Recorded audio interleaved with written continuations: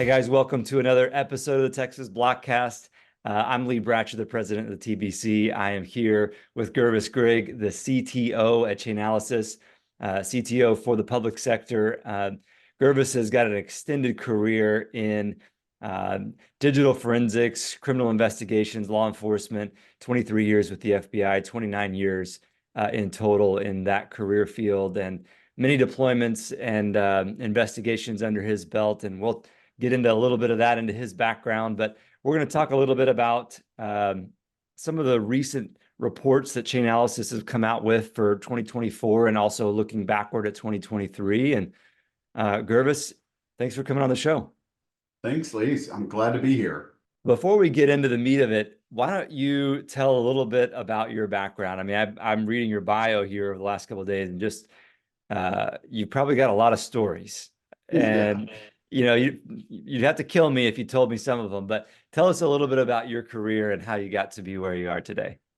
Sure. Well, it's a bit of a long story, and so I won't bore you with too many details, but the long and short of it is I had first considered becoming a doctor. And so I went to college with the dream of becoming a doctor. I was majoring in chemistry, not a degree that many people pursue, but I always loved science and medicine and was pursuing a chemistry degree, and I was really enjoying all of those classes and ended up taking so many biology and anatomy classes that my counselor advised that I could graduate with a biochem degree. So I graduated with a biochem and took my MCATs and started interviewing for medical schools. And then I realized, as much as I love science and medicine, I really didn't want to go to medical school and spend the next 12, 15 years in school and doing that. And by that time, I'd married and we had a child on the way. So I did a pivot and went into stocks, bonds, insurance, and the like, and was doing that for 3 or 4 years and didn't realize that all of those things were actually preparing me for a career with the FBI. One day went to the bank and was in the making some deposits there for our business when I was a stock and bond broker, and a good friend of mine mentioned that he was considering going to work for the FBI. And the more he talked about it, the more I realized that that was the thing I never knew I always wanted to be. And I got excited about the FBI and the things that they do. The time that I had spent as a broker really prepared me for financial investigations and sort of that follow the money. And that began my interest in the Bureau. And so I cold called the Bureau and asked for a job. Didn't realize that's not how you do it, but it started me down that path, and one thing led to another. And I ended up finding myself running through the woods at Quantico, and that started my career with the Bureau. And I'm sure during the last 20 years, I guess, as America's been engaged overseas, you did a fair bit of work tracing illicit finances for opposing nations, and probably more frequently for groups that worked counter to U.S. interest overseas. Is that a good summation? Yeah, that's a fair statement. So early in my career, I worked money laundering and advanced fraud schemes and things like that. And then 9/11 happened, and we identified the need to trace terrorist financing money. So many of those same skills that we had honed in following the money related to fraud schemes, organized crime, and the like, we realized we needed to focus on following the money related to terrorist organizations. And oftentimes those were micro transactions, right? And so a number of us who had those skill sets were pulled back to headquarters and within field offices around the country, and we began working terrorist financing investigations. And I was one of those, was fortunate enough to participate in the terrorist financing activities at headquarters, and we began to work those kinds of cases. And I had the opportunity to really travel the globe. I ended up visiting 6 of the 7 continents in that effort. I never did go to Antarctica, but I don't know that there was a whole lot of terrorist financing activity in Antarctica. But did get to go to 6 of the 7 continents, working with partners in developing anti-money laundering strategies and follow the money approaches. And that ultimately led to, when it came time to retire, I realized blockchain and blockchain analytics were really the future of 21st century finance. And was recruited by Chainalysis to follow the money now on the blockchain. Well, it's a perfect segue into the kind of work that Chainalysis does, and so needed for us in the industry association world as we work on policy to have reports and data from incredibly gifted and talented people like yourself and your team at Chainalysis.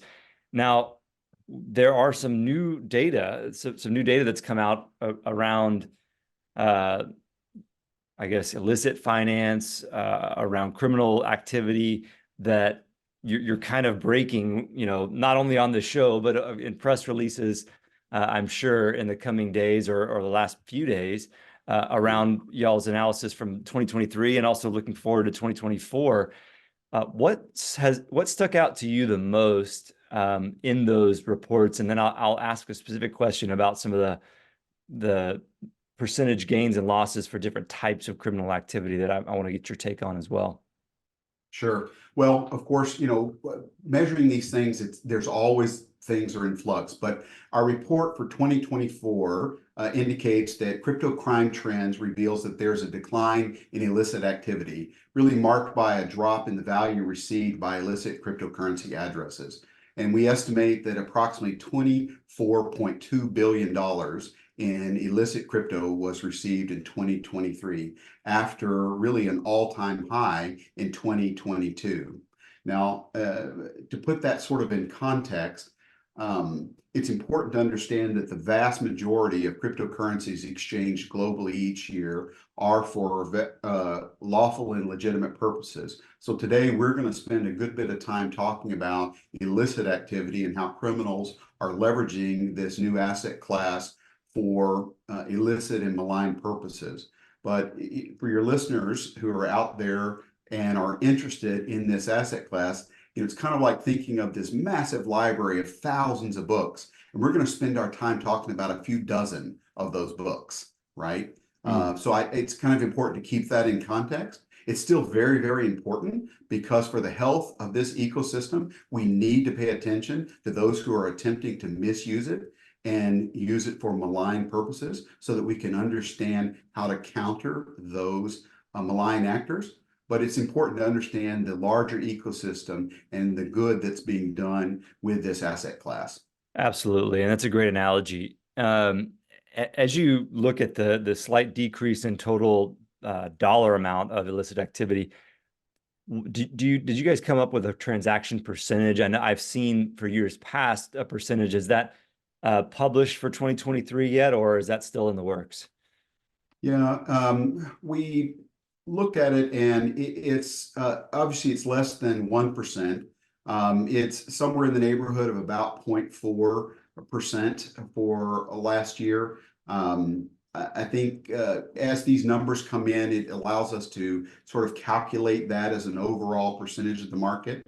It would be very difficult to find any other asset class that you could find that percentage of illicit activity as a relative percentage of the overall whole. Yeah, there's just not enough data for any other asset class. And that's one of the powerful things about the blockchain is the transparency of this asset class that makes it one that allows individuals to do this kind of analysis.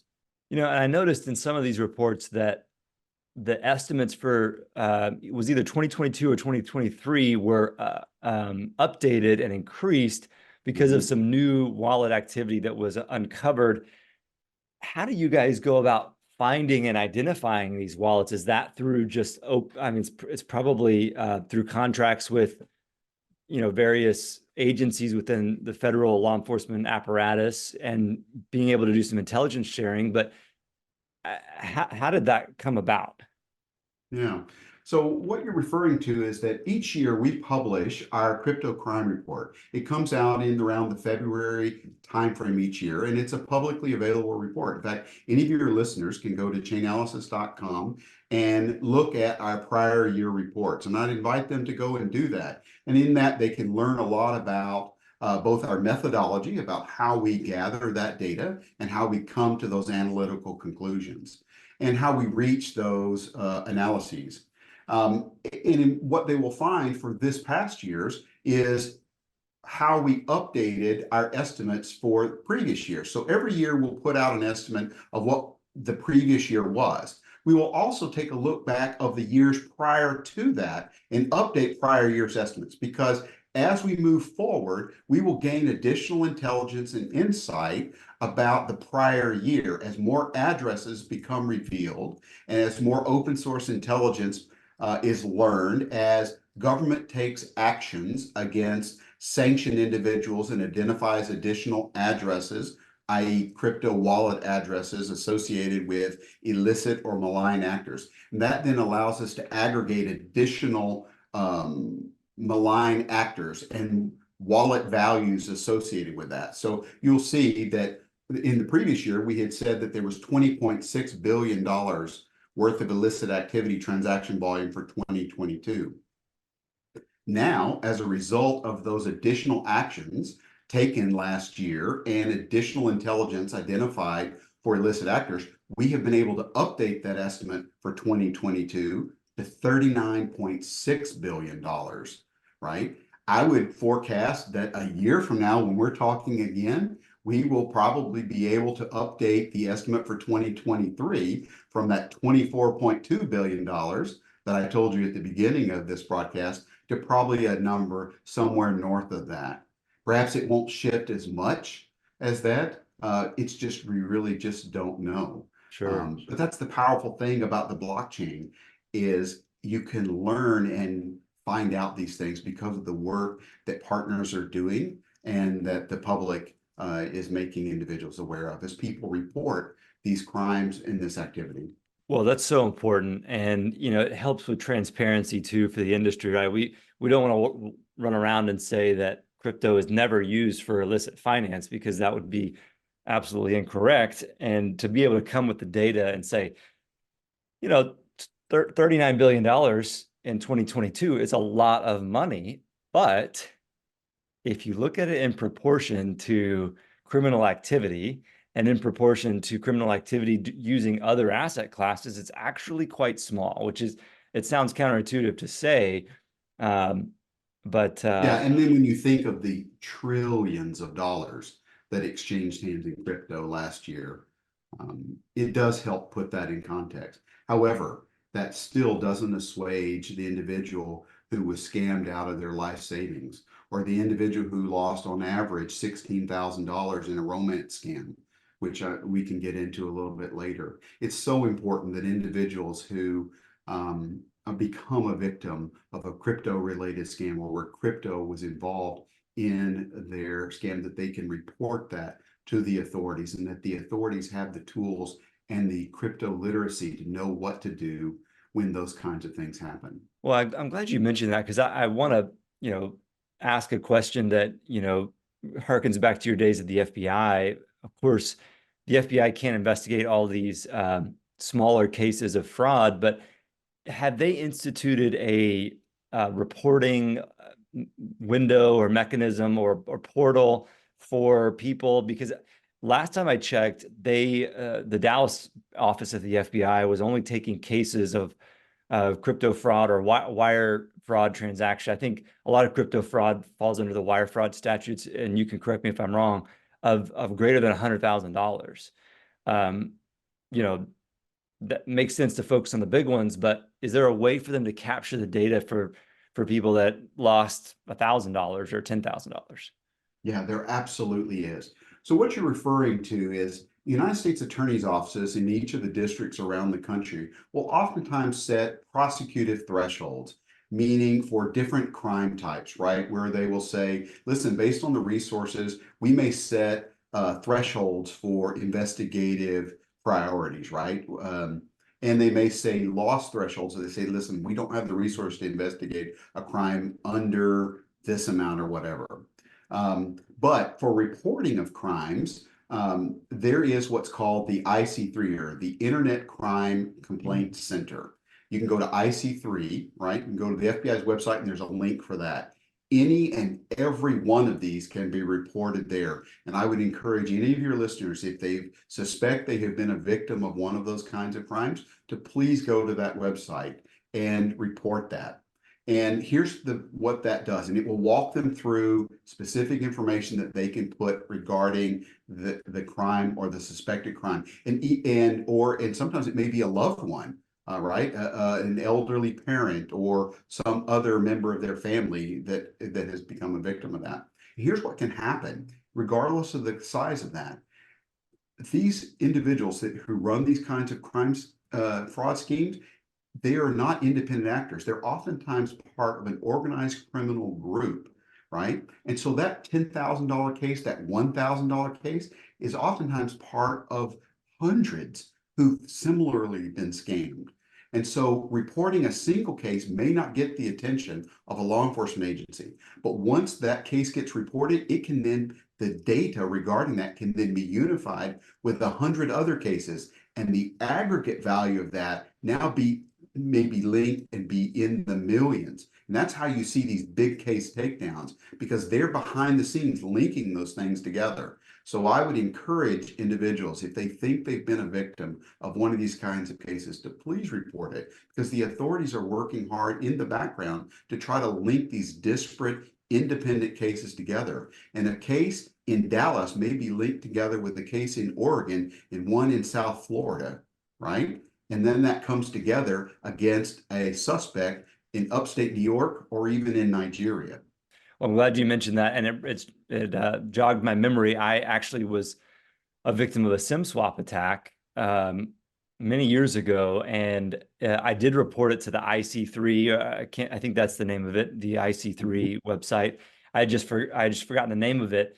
And then I reached out to the FBI, and they told me about the investigative threshold. And I said, well, at least I reported it, but I'm not going to be able to, of course. Yeah, it's ic3.gov, ic3.gov. Just go there, report it, and any of your listeners can do that, regardless of the investigative threshold. That individual case may not meet an investigative threshold, but it may be aggregated to one that will. Yeah. And then they'll be added as an individual victim. Let's talk a little bit about the multi-factor authentication and preventing these kinds of hacks and frauds. You know, in y'all's data, it looks like hacks are on the decline by a significant number, which is a significant percentage, you know, down by 54%, it looks like, from 2022 to 2023.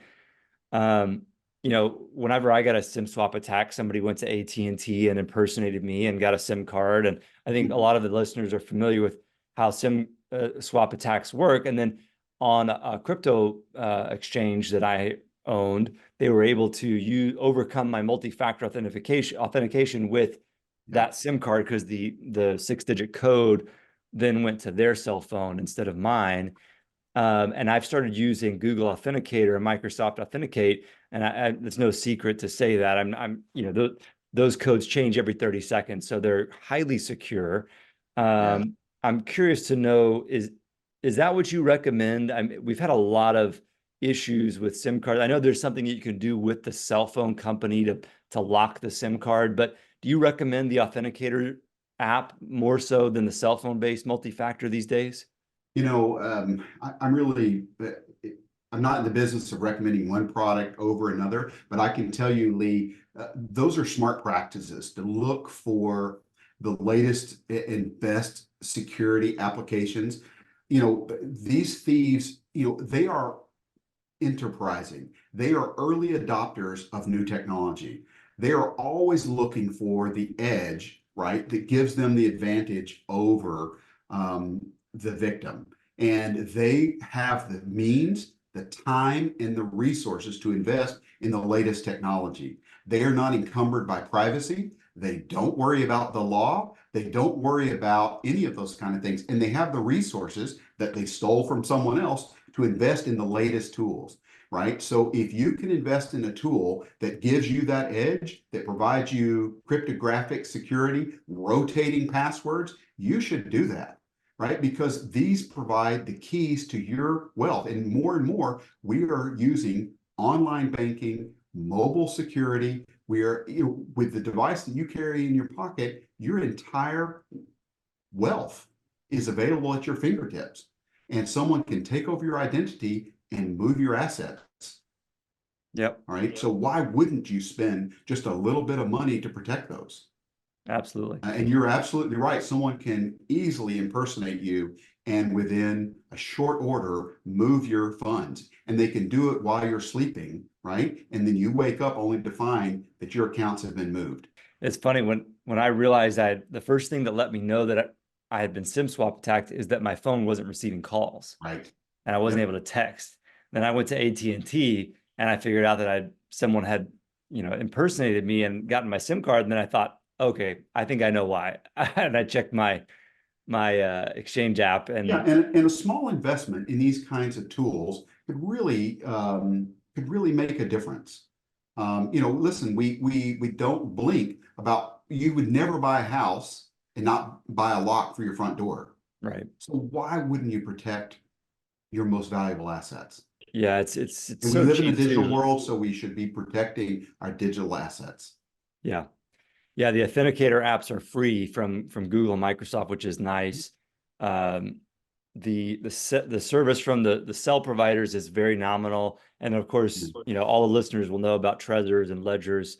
Those cost just So a few hundred the dollars. problem is though that many of your listeners and individuals, when you start mentioning cryptographic digital authentication, and it starts to make people feel uncomfortable, and they say, "Hey, listen, I'm still trying to figure out some of this computer stuff, and now you're talking in languages that I don't understand." Those words start to scare me, right? What you have to do is take that back down to, I understand lock, I understand protection, I understand when you say security, and you realize you don't have to have a degree in cryptography to be able to use it. I'll give you a case in point. I was overseas speaking with a senior official from a major police agency in Europe, and he said, Gurvais, every day my police officers go to crime scenes and they collect DNA right at the crime scene. He said, but if I ask them, how does DNA work? What is DNA? And how does the lab turn that into identification?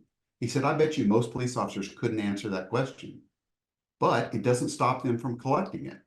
He said, we've got to get to the point in digital forensics and cryptography and cryptocurrencies where they're at the same, right? He said, we got to get to that point where we're making it easy to be able to use, where their crypto literacy is the point where they don't have those barriers to entry. And the same thing for the average consuming public. You don't have to understand how 26-bit 256-bit encryption works to be able to take advantage of it and use it. You don't have to understand the ins and outs of everything regarding digital assets to make it a part of your daily life, right? Now, does it mean that you shouldn't invest in yourself and learn a little bit more about this technology? Of course, you can and you should, but you don't have to know all the ins and outs to benefit from this technology for your life. I want to shift gears a little bit to the geopolitical world and allow you to make any comments, if you'd like to, about some of the claims that Elizabeth Warren is making.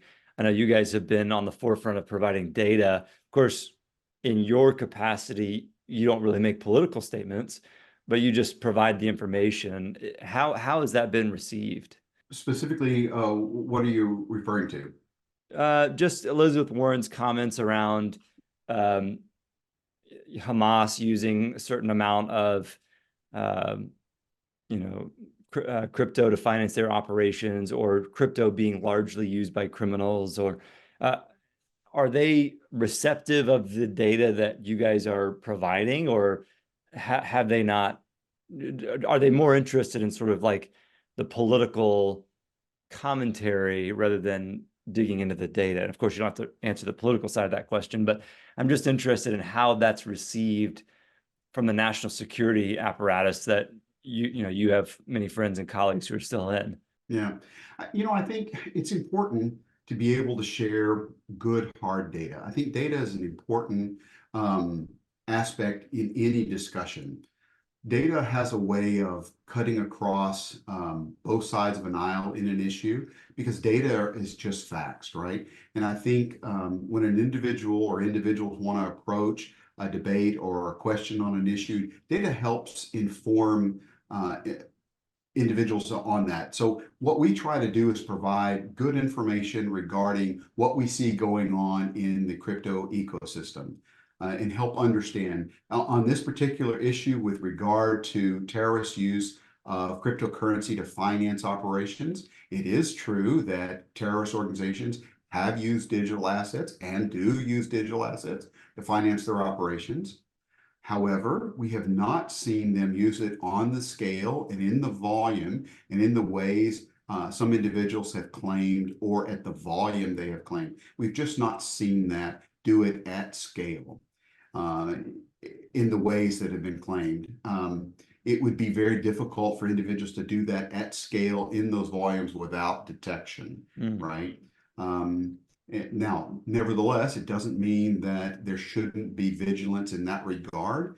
And that's why it's important that both cryptocurrency exchanges and the businesses involved in that are doing good KYC to know who it is that they're doing business with, that governments implement good crypto literacy and capacity building programs so that they can run effective counter-terrorist financing programs and implement crypto as part of their existing money laundering program. So we've been able to provide some, I think, very effective data regarding that and help sort of level set what we're seeing in actuality in that marketplace. Shifting a little closer to home, as we noted earlier and touched on, the scams and the hacking has seen a decline. What about the romance scams, if you will? You guys do a lot of tracking on that.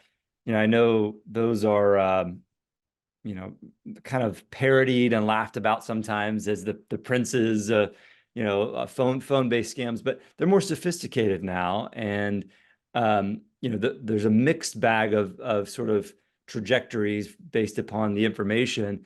What are your high-level takeaways on the romance scam challenges? Yeah, I think one of the disturbing trends we're seeing on romance scam, and let me just sort of set the stage for your listeners so they understand what it is we're talking about. These are more than just confidence schemes. These involve individuals, organized criminal groups who are using individuals who approach targeted persons and begin to develop relationships with those individuals. They start a grooming relationship by trolling social media, whether it be the social media sites, including professional sites like LinkedIn, Instagram, Facebook, and the like, looking for individuals, particularly individuals who have high net worth, right? So they're looking for individuals who maybe have high net worth positions, or in senior positions in an organization, or they appear to have wealth because they post vacation pictures in places where it would cost a lot of money to go. So individuals who appear to be have money, and then they approach those individuals slowly to build a confidence or relationship with them. And they may do this over a period of time, or a retiree, right, who might have money or own their own home. And they will develop this relationship over a period of weeks, maybe even months, so that they don't spook or scare them away. And that's where this term pig butchering comes from, because they're slowly fattening this person up by building that relationship. In the confidence scheme, if you approach the person too fast, your natural defenses come up and you think, oh, this person's about to try to take advantage of me, if you press them too fast for the money. But this is where they've become so sophisticated, is that they're slowly bringing them to the boil, right? And the worst part about this is organized crime has gotten involved, and they do this as an operation. We know that sweatshops are actually happening in other countries, where they will have call centers of individuals who are given targets of how many people they have to run operations against, right? And some of these people have been trafficked into these places, right? It's a terrible thing. And they're working against their targets, and they have quotas that they have to meet. Well, anyway, so they work these people up, and then they get them in confidence to send money. And they have, whether everything from, an investment scheme or other types of inducements. And then even after the person realizes that perhaps they've been scammed, they sometimes then will scam them again in a way to try to get their money back. They're just horrible. On average, they will lose somewhere in the neighborhood of $16,000 on these romance scams. And we see millions, hundreds of millions lost. And I suspect there's somebody listening to this call right now or this program today that has been a victim. Yeah, it's a far cry from the phishing scams or the telemarketer scams that came over the phone years ago, and those were easily detectable and swatted away. But now they're much more sophisticated, and they are much more sophisticated, and because they're run by organized criminal gangs and groups, they're doing it at scale. And that's the scary part. Now, on the flip side, what are law enforcement doing? Again, when I mentioned about how if you think you've been a victim or someone you love or know has been a victim, when these things get reported, they can then look at and start aggregating these disparate reportings together and realize, hey, this is part of an organized scheme and group, right? This same perpetrator is actually connected to this group, and this group is connected to this organized crime. And that's how they can start linking these callers and perpetrators together. Well, it's interesting to think about, and I'm sure the criminals are thinking about this too, the transfer of wealth from the greatest generation, and Generation X to, more people in their 40s and 30s, 40s kind of generation. And the targets of these scams are, and I don't want me to overgeneralize, but are often people over the age of 70. Is that right? It can happen, right? So we will see victims in their 60s, 70s, and even 80s. And in some cases, they'll be directing them to go to a cryptocurrency ATM, right? Because they know if Mrs. Jones walks into her bank and asks her banker to withdraw money, they're going to ask her questions, right? So they will sometimes direct her to go to a crypto ATM and put the cash in there.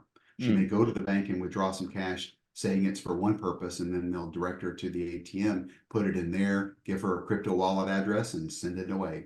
Well, the industry is very fortunate to have you and companies like Chainalysis doing the hard work to make sure that these trends move in the right direction, and that those perpetrators are brought to justice. And yeah, really helps us in the policy world to be able to point to partnerships between state and federal law enforcement agencies and some of the great crypto forensics firms. What's the phrase, before I say crypto forensics, what's the phrase that people in your industry prefer? Is it blockchain analytics firms, crypto forensics? What's the best phrase? We say blockchain analytics. Okay. We sort of coined that, blockchain analytics. All right. Well, we'll try to use that vernacular as well. Gurvais, because blockchain is really, it's more than crypto, right? Yeah. Cryptocurrency is just a thing that runs on blockchains. And as one of our co-founders, Michael Groniger, says, that he believes that, and we believe that one day all value transfer will occur on the blockchain as we look to tokenize more and more things of value and transfer them through blockchain because of the speed, low cost, frictionless way that things of value can be transferred via blockchain. Everything from your medical records to other things of value. Well, in parting, is there anywhere that we can send the listeners to find out more about you and Chainalysis? They can go to chainalysis.com, and on there they can find an array of resources. They can not only find these reports that I mentioned to learn more about crypto crime, they can also find our geography reports that shows how crypto adoption is happening around the world. We have a series of podcasts. If you want to learn more about crypto and crypto trends, we also have a Chainalysis or academy.chainalysis.com, and there's lots of free resources, and you can take classes on there for free and learn about crypto topics, and would invite you to do that and grow your crypto knowledge, because this is something that is going to change the face of 21st century finance, and the more you can learn about it, the more you can participate in the future economy. Amazing. Gurvais, thanks for coming on the show. And yeah, we look forward to working with you guys in the months and years ahead. Thank you, Lee. My pleasure. Thanks for inviting me.